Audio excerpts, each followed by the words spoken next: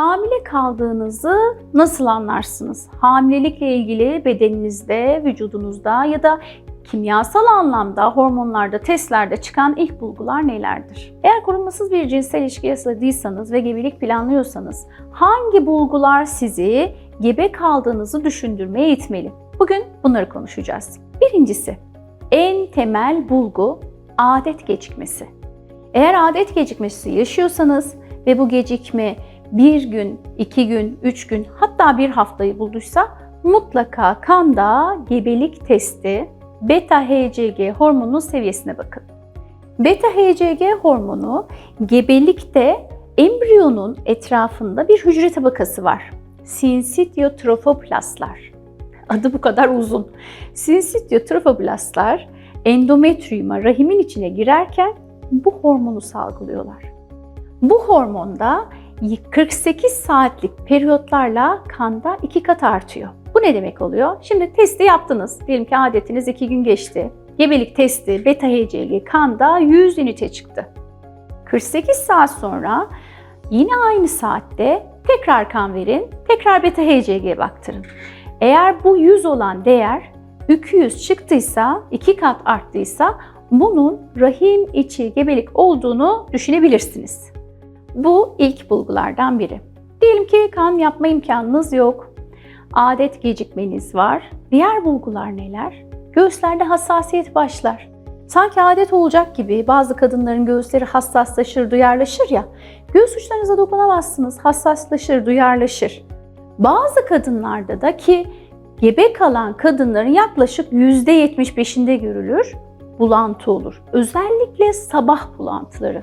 Uzun süren açlıktan sonra sabah kalktığında kadın sarı safra şeklinde kusar. Bulantılar da diğer bulgulardan biri. Eğer adetiniz geçti, bulantınız var, göğüslerinizde hassasiyet varsa işte o beklediğiniz müjdeli haber gebelik var demektir. Beta-HCG hormonu diyelim ki kanda yaptırdınız ve 48 saatte 2 kat artış olmadı. Bu ne demek oluyor? Bu bir sağlıksız gebelik anlamına gelebiliyor. Yani 2 katın üzerindeki olmayan artışlar ve bunu da işte 48 saatte bir 3-4 defa yaptınız. Hep böyle işte 100, 150, 200 böyle gitti. İşte o zaman dış gebelik olabilir. Üzüm gebeliği olabilir. Rahim ağzına yerleşmiş bir gebelik olabilir. Bunların hepsi aslında sağlıklı olmayan gebeliklerdir ve sizin hayatınızı tehdit eden boyutlara gelmeden tedavi edilmesi gereken gebeliklerdir. Onun için de mutlaka kanda bir beta-HCG hormonu yaptırmakta yarar var. Bunları nerede yaptırabilirsiniz? Sağlık kabinlerinde yaptırabilirsiniz. Hastanelerde yaptırabilirsiniz. Hekiminize başvurarak yaptırabilirsiniz. En kesin temel bulgu beta-HCG'dir. Vücudunuza başka ne tür değişiklikler olur? Kendinizi halsiz hissedersiniz. Yorgun hissedersiniz. Uykunuz gelir. Normalde uyumamanız gereken anlarda kafanız düşüverir. Sık sık acıkmaya başlarsınız. Adeta midenizde böyle bir canavar var. 2 saatte bir acıkırsınız, 2 saatte bir acıkırsınız. Ama o yediğinizden sonra da böyle bir kusma, bulantı başlar. İşte bunlar da gebeliğin vücudunuzdaki diğer bulguları. Bunlar olduğu zaman da halsiz düştüm, yorgun düştüm, hastalandım galiba gibi düşünmeyin. İşte bebek ne yazık ki yaptığı hormonal değişimlerle vücudunuzun böyle tepkiler vermesine sebep olabilir. Lekelenme şeklinde kanamanız olabilir. Yani biz buna implantasyon kanaması, diğer bir deyişle yerleşme kanaması diyoruz. Yerleşme kanaması da rahime tutunduğunun diğer bir bulgusu. Bu olduğu zaman telaş yapmayın ama bu bulgu olduğunda ve 5 günden uzun sürdüğünde o zaman hekiminize başvurmanızda yarar var. İmplantasyon kanamasının dışında kanama yokken bile böyle adet gününüz geçer ama adet olacak gibi kasığınızda, belinizde böyle kramp gibi, ince sızlayıcı gibi, adet olacakmış gibi bir dolgunluk, bir ağrı olur. Ama aslında gebeliğin ilk başlarında bunun görülmesi son derece normal.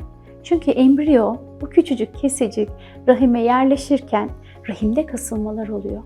Rahim onu kabul etmiyor, o içeriye invaze olmaya çalışıyor. Derken o süreçte rahim kasılmalarını biz adet ağrısı gibi hissedebiliyoruz.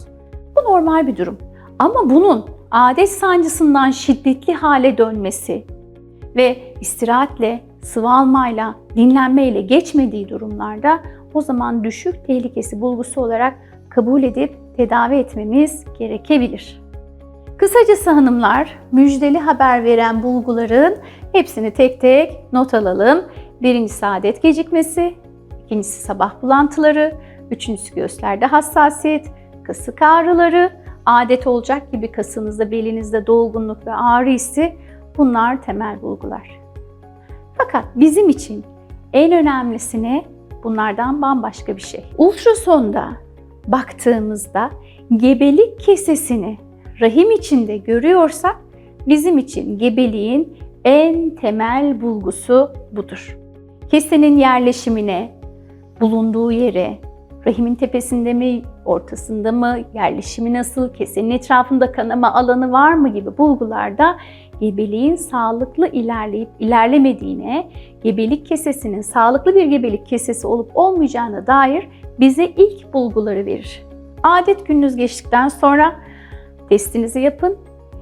Gebelik kesesi beta HCG seviyesi 1500 ve 2000'in üzerine çıktığı zaman da ultrasonda görünür hale geleceği için o tarihlerde de hekiminizden randevu alıp bebeğinizle ilk tanışmaya gitmek için hekiminizin muayenehanesinin yolunu tutun efendim. Sağlıklı, mutlu, keyifli, güzel bir gebelik süreci diliyorum. Görüşmek dileğiyle efendim. Hoşça kalın.